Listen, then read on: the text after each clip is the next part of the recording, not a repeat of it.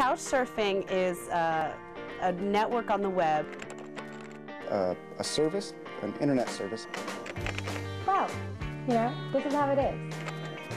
So many things to so many people, so it's so hard to say. I mean, it depends on who you talk to. It's an interesting website. It's called Couchsurfing.com. It was started by Casey and a few of his friends. Well, it started quite a while back.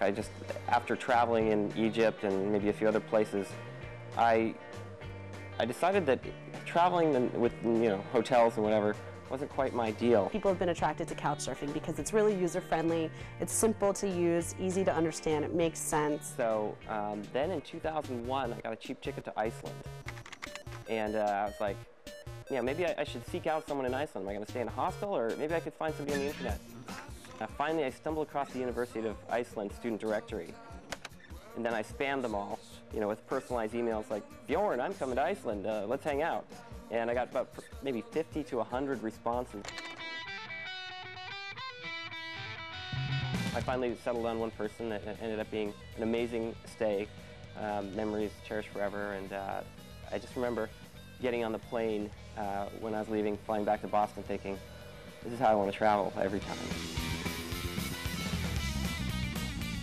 I think a site like this, it would have users all over the world.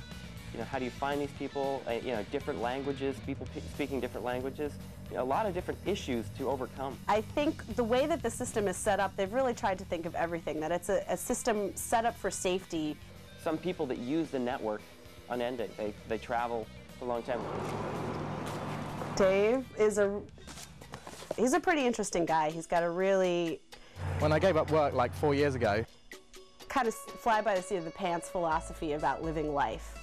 Dave loves to travel, and he loves the ladies. Yeah, I just heard that he's a great traveler. He's been traveling for 4 years. Well, it was a bit of a nightmare when I first turned up I was hitchhiking through along the Alcan, and I ended up getting all the way to Anchorage. I get a phone call and say, hey, this is Dave, the couch surfer. Can I stay at your place? I said, of course. He gives us a big hug and sits me down at the bar and says, what do you want to drink? And that was it. Drank quite a bit, and I lost him promptly, and then we found him. Day and a half later, he was fine. It's a fantastic network. There's a fantastic network of people. It keeps growing, like every day. There's new people. Based on estimates, by the end of the year, we could have between about 50 and 80,000 users by the end of this year. You have no idea what you can do. The direction we're headed is, right now, it's a way for people to meet and exchange culture. But I think in the future, ultimately, we want to be a broker of adventures. We want to help people, we want to bring lasting memories to people's lives, memories that, that they want to tell their grandchildren, things that they'll just remember, and that's kind of the direction that we're going. That's our vision.